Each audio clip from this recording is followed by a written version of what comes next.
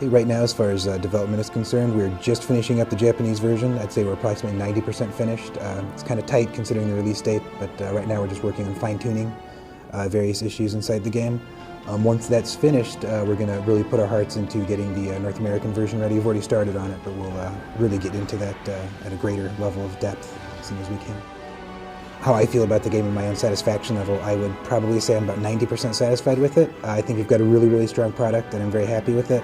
But with any project I've worked on, and I think most game developers will tell you the same thing, there's always that little bit of doubt. If only we'd done this, if only we'd added that.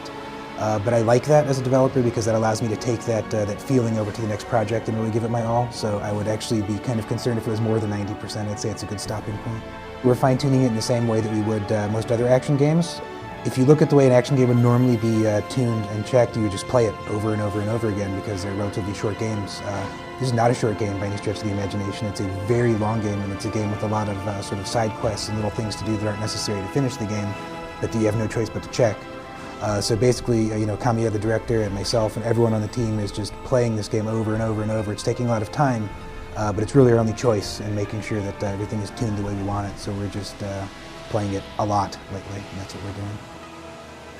We did not think of the celestial brush and then build a game around it. It sort of happened the other way around. Once we determined the art style was going to be this sumie style of brush painting, we thought, wouldn't it be great to actually draw the player into that, make them a part of it, and use this art style as part of the gameplay.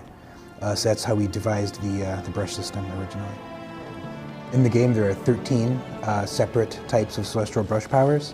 And at first, there was some worry in the team, among the team and in myself, that perhaps this was too many, that they're too difficult to pull off, or if it was hard to decide when to use which, that it might be a barrier to the player, an obstacle rather than an interesting gameplay element.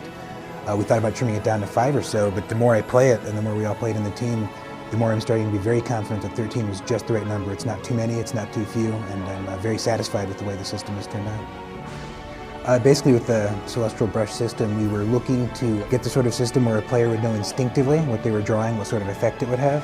So we sort of leaned away from the sort of Japanese calligraphy style where everything is very rigid and decided upon, sometimes very abstract, and more into something that a player could easily grasp. For example, drawing the wind shape. It has a very windy feel to it, and the power slash technique, which is just drawing a slash over different items. So we just tried to make it as instinctive as possible, and I think there's a decent amount of wiggle room. It doesn't have to be exactly perfect for it to work, and we spent a lot of time trying to adjust that and get that set up right. The release date in Japan is April 20th. In the US, we're aiming right now for summer. I can't tell you anything more specific than that at this point. And the platform is the PlayStation 2.